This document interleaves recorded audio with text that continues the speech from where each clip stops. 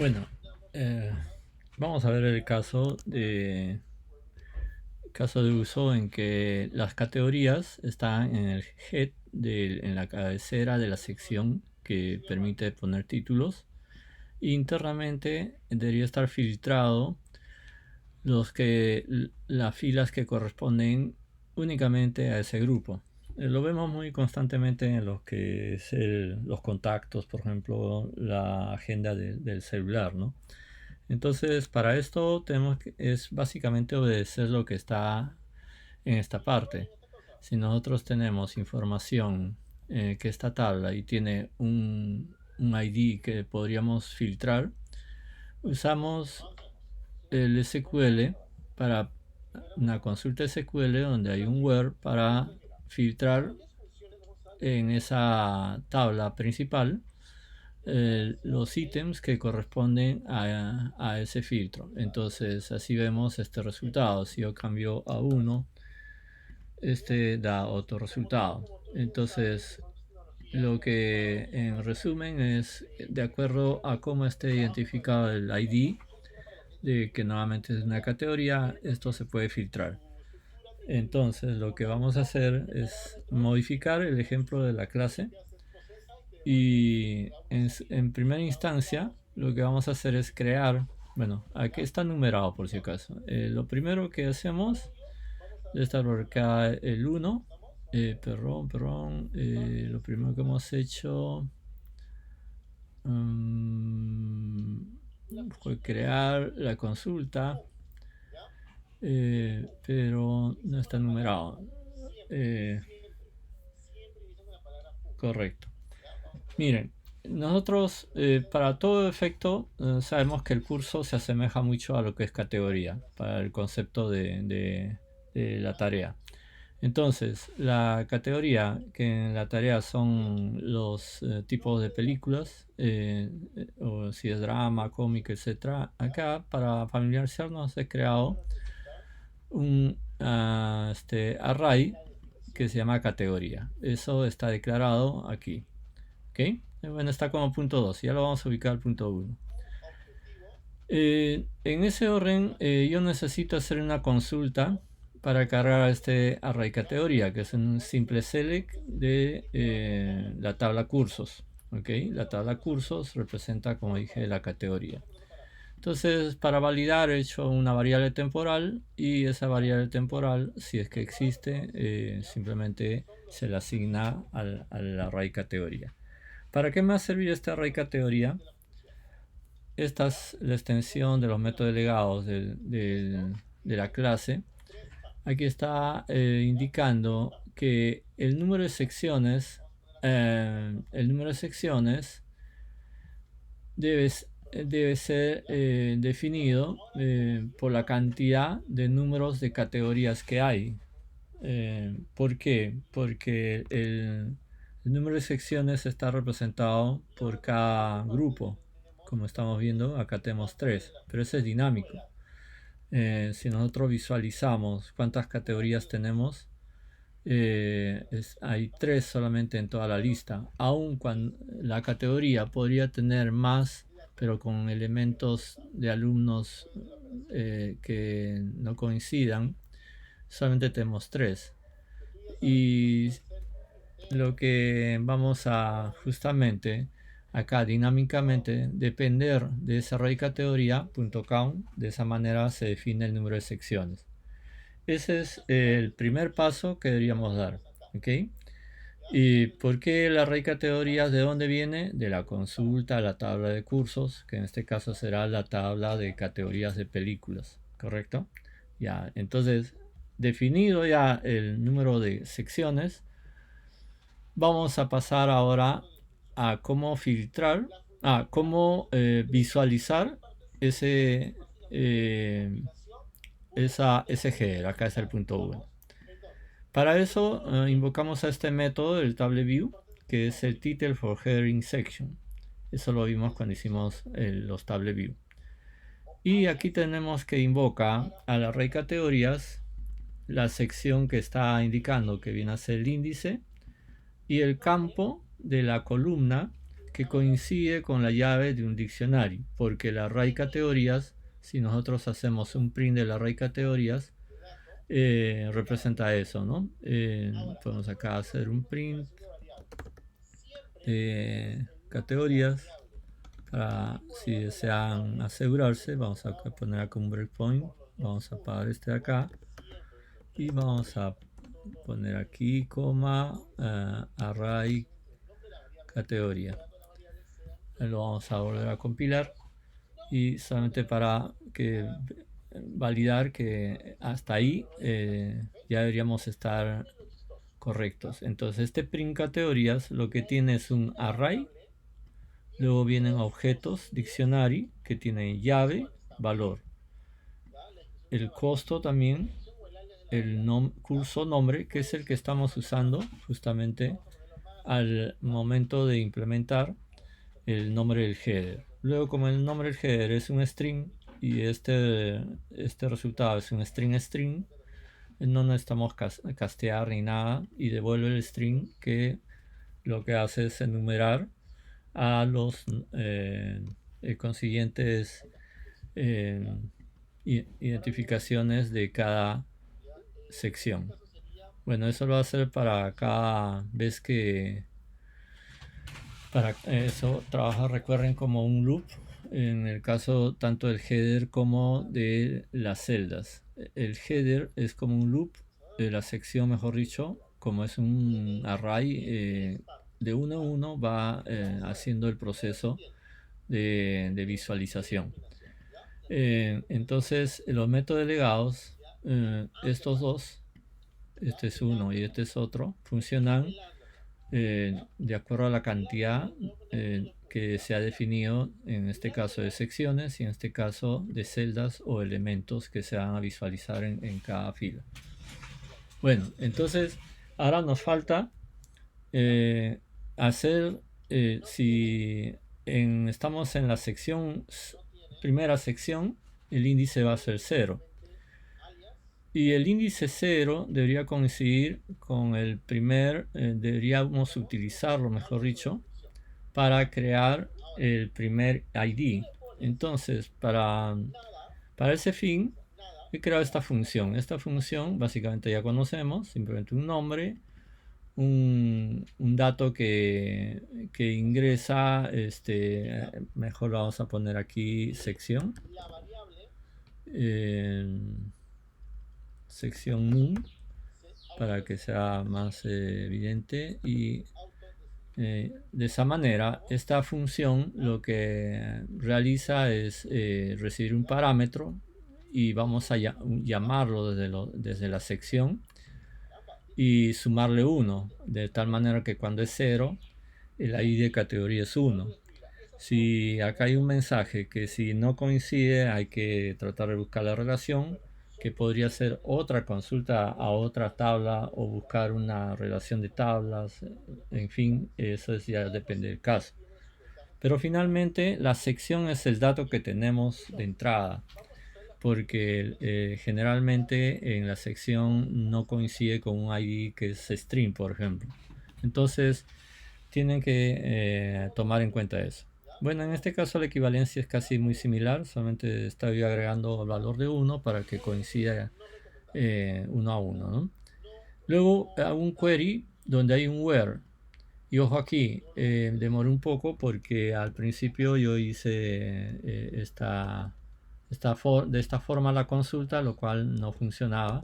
Por eso que ven que hice una consulta en el manejador y eso lo recomiendo, verifiquen este tipo de consultas. Vamos a repetir aquí para que vean el error y de esa manera también tomen experiencia. Por ejemplo, lo acabo de hacer de esta manera y no da ningún resultado. Entonces tener cuidado con las nomenclaturas, ¿no? Bueno, ahí ya tenemos resultado. Volvemos a nuestro Xcode. Y lo que hace es hacer la consulta, usa la librería, nos devuelve el array de alumnos y con eso nosotros tenemos como resultado, tenemos ya, voy a poner aquí, hacer un print nada más, tenemos como resultado un array. un array de objetos, pero ahora sí filtrados. Entonces cada vez que yo llame a esta función y le ponga un número de sección, de inmediato voy a tener digamos el resultado de un array filtrado. Entonces aquí eh, voy a cambiar ya. Entonces lo primero que hago, el primer método no necesita ese método.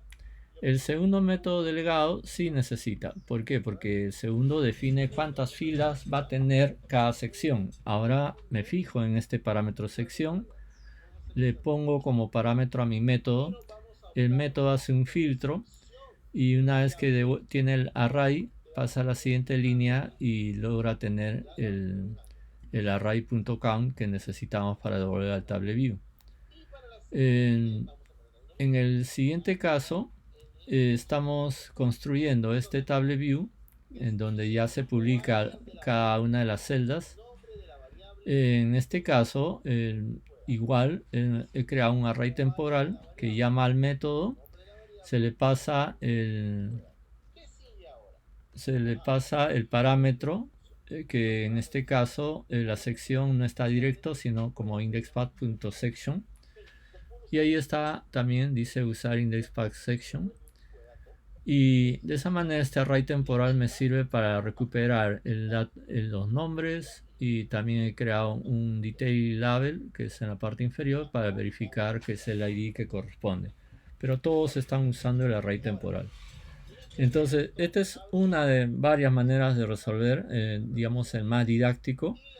Si bien es cierto, esta función podría estar en otra capa, para evitar, lo he puesto ahí en esta misma capa, ¿no? Entonces, esas son las consideraciones que deberían tener.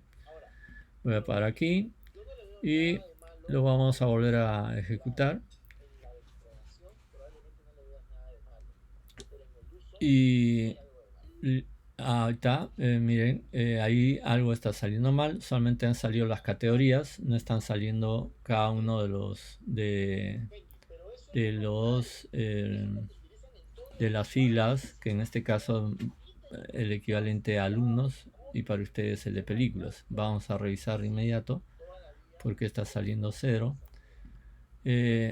Justamente no había devuelto toda acá la sección, era curso, es curso ID o cursos ID, curso ID. Le faltaba. Lo primero que había que revisar es de dónde parte la información. Entonces ahora sí, como ven, ya tenemos más información. Aprovecho para hacer lo siguiente. Miren, ustedes tienen que revisar un poco. Bueno, no es obligatorio revisar la parte de cómo está hecha la librería, pero si toman un poco curiosidad, van a encontrar que en el H es una declaración, como en algunos lenguajes usan interfaces, es muy parecido. Esto lo llaman header. Y en el M implementa cada uno de los métodos. Y donde dice check and create, hay un log, que es el equivalente al print, que da la ruta de acceso. Y acá estamos viendo que ha hecho el print, ¿no? Y que imprime la ruta de acceso donde ha instalado la base de datos, que es toda esta ruta. Y ven que termina en el nombre de la base de datos. Entonces, si ustedes hacen insert y quieren ver si es que está insertando, lo mejor es copiar esta ruta. Ojo, copian la ruta, pero preferible sin el nombre del fichero. Y van al Finder. El Finder tiene una opción Go to Folder. Borramos, pegan y va a ir a la lista. Acá la vamos a poner en jerarquía de carpetas. Y se van a dar cuenta que está en una área, obviamente de la computadora, pero que tiene que ver con el simulador. Y ese simulador tiene una ruta. Esa ruta está cifrada, digamos así, de tal manera que es difícil que un hacker en el mismo dispositivo llegue a encontrar la información. Por supuesto que todos tienen la misma estructura, pero determinar estas dos capas de cifrado donde hay un número único, no va a poder encontrarlo. Eh, Como fuera, ustedes tienen que buscar y acá este es el fichero que nosotros necesitamos examinar. Si ustedes examinan este fichero, es el que trabaja el proyecto. Entonces vamos a tener posibilidades de observar si es que, como dije, hay un insert. Nosotros podríamos ver la base de datos. Esta es la que está operando en este momento. ¿Ok? Que es muy diferente a la otra base de datos, que es la que está en otra área, que es la de recursos. Está en la misma base de datos, pero en términos de que uno está copiado en el área documents, que es una reservada, y este está en otra área más visible, está en la carpeta del proyecto. Y si nosotros quisiéramos trabajar, tendrían que tener la siguiente disciplina. Si ustedes van a modificar algo de esta base de datos externamente al proyecto, ese es abrir estaríamos abriendo la base de datos del proyecto instalada en el proyecto, pero no en el área de ejecución. Aun cuando el proyecto está abierto, se pueden abrir ambas bases de datos. Lo que no se puede es abrir simultáneamente. Bueno, aquí si quieren rehacer el modelo o quieren cambiar algo, desde un simple insert externo, como podríamos crear un nuevo registro.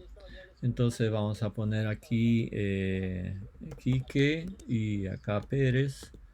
No, sí, no hay Pérez, que tenga 24 y que juegue esté en el salón 1 y ya está. Entonces tenemos un nuevo registro Quique, pero que estamos en este momento con el proyecto abierto de, de, de recurso.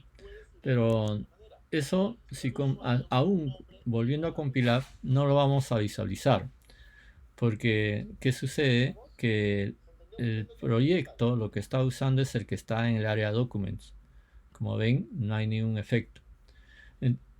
Lógicamente, para ir directo, lo podrían hacer en la parte invocando al área que sí es del proyecto y hacer ahí un insert.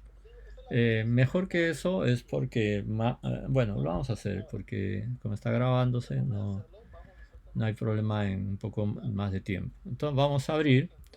Ahí me pide que cierre el otro. Entonces le digo que lo grabe, que sí. Y voy a agregar aquí, recuerden, esta es ya la base de datos abierta.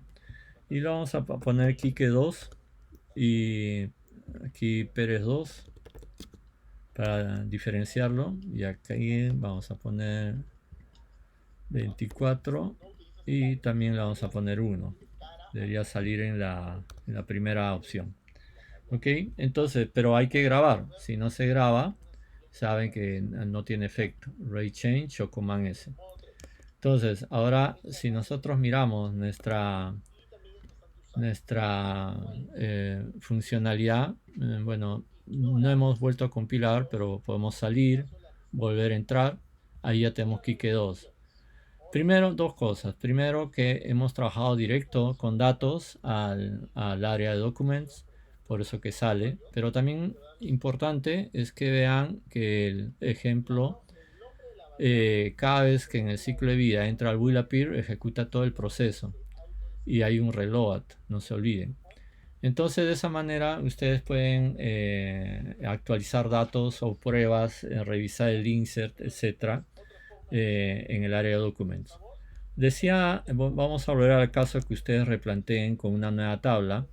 Y voy a crear una nueva tabla y que obviamente no está reflejada en el área de documentos. Y vamos a crear una nueva tabla que podría llamarse instructores.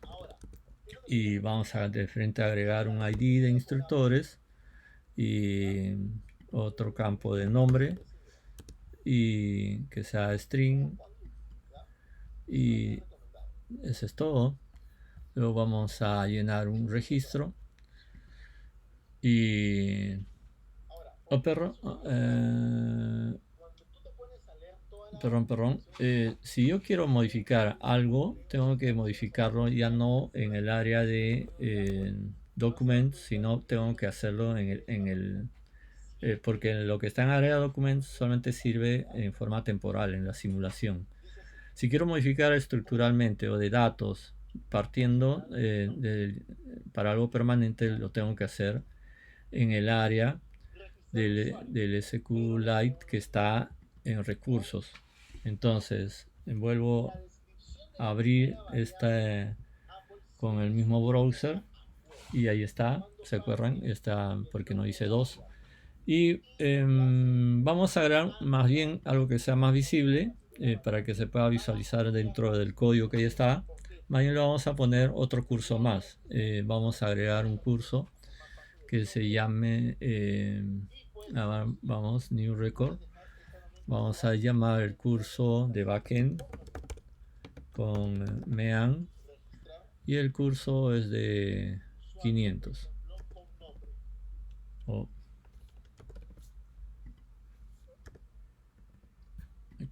y vamos a agregar un alumno, o mejor dicho, vamos a cambiar a un alumno, a este Quique, que esté en ese curso, que es el 4. Entonces vamos acá alumno, le cambiamos aquí 4 y ya está. Ahora, ¿cómo tendría, si así sea, modificar datos o modificar estructuras, relaciones, lo que fuera, este nuevo cambio, si desean que tenga efecto en el proyecto, lo que tienen que hacer es primero ir al proyecto, apagar, ir al simulador y en el simulador buscar el proyecto, el ejemplo que se ha estado viendo en la sesión, que es este. Ok, bueno, se prendió, pero la idea era, mejor dicho, es, a ver si me funciona, no, tengo que retirar, a ver, vamos a ver,